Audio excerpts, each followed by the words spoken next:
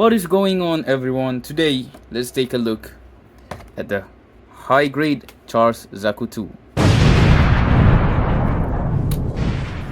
So the Char's Zaku is one of the more iconic mobile suits of the Gundam franchise. And I would say that Bandai did a really great job while designing and making this model kit right here. Because this model kit right here is great. It's amazing, okay? And yeah, the Char Zaku is also one of my favorite Zaku designs of all time. The color scheme just works really well with the Zaku design. And now let's talk about the build of this model kit. So the build itself was really simple. It was quite enjoyable.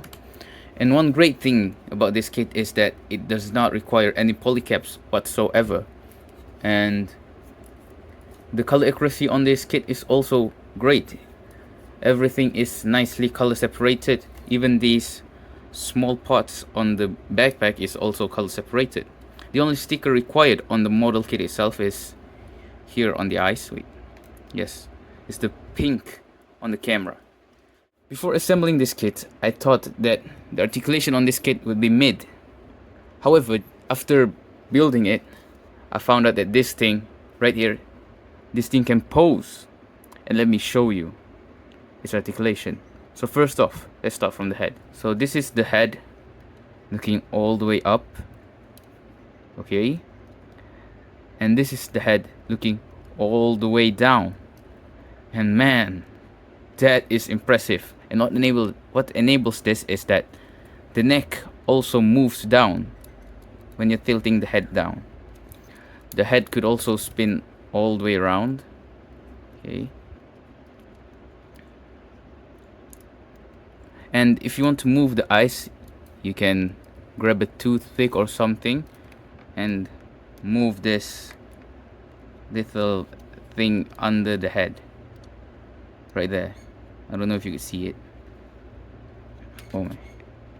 That thing. And as for the articulation on the hands, the shoulder could drop slightly like that, and this enables the hand to raise about this high up. The other shoulder armor could also wiggle a bit and also swing back and forth like so. We also get a double jointed elbow, which is always nice to have.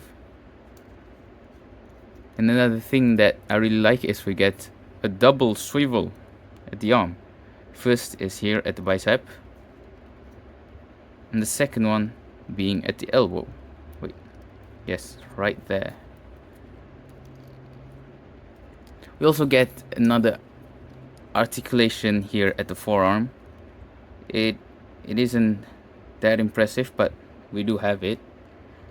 And the hands could also still move. As for the torso could bend about this much to the front. Wait, let me show that from the side. This is it bending to the front, which is quite good.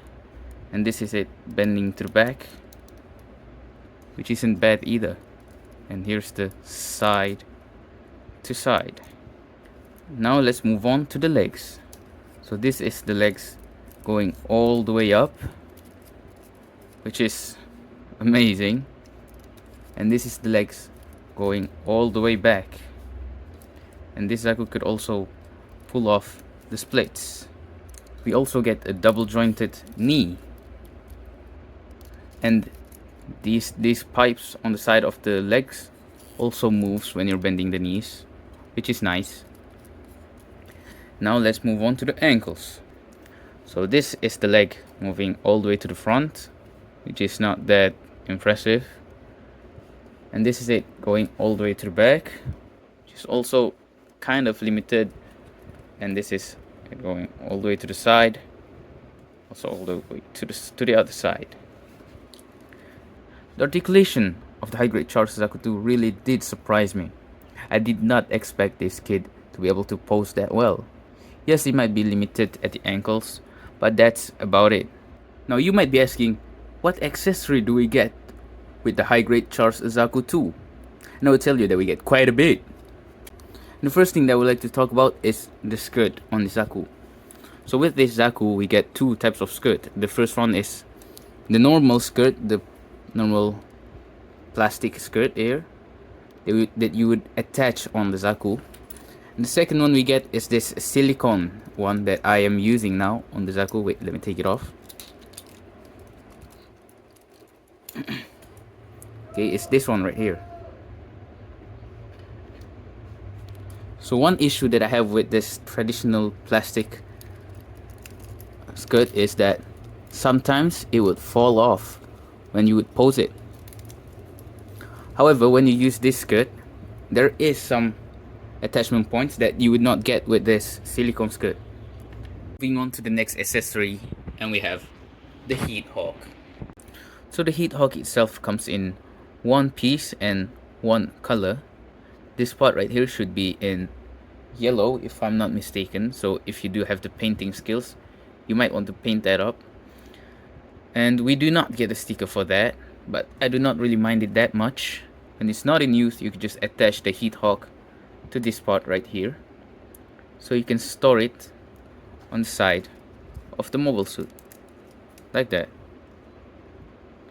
or you could just store it in a box. Next up, we have the Zaku machine gun. So the Zaku machine gun is a really nice looking accessory that we get with this high grade Zaku. All the details on this machine gun is very nice. We get this magazine up here, get a moving camera lens here.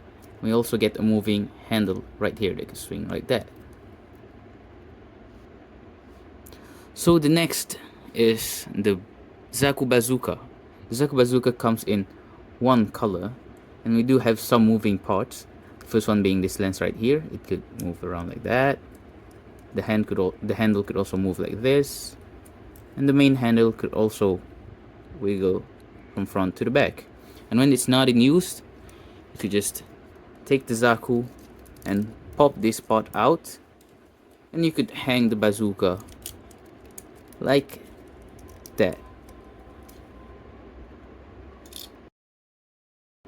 And we also get quite a few of hands with this high grade right here, with the first one being this standard holding hand, and the second one being this open hand for some posings. Next up, we have these holding hands to hold on to the heat hawk, and the main difference between this holding hand and this holding hand is that this one has this part right here, which make it so that the heat hawk does not move around as much when it's being held. And the last set of hand that we get is this hand with a trigger finger that you could use to hold onto weapons such as the Zaku machine gun or the Zaku bazooka.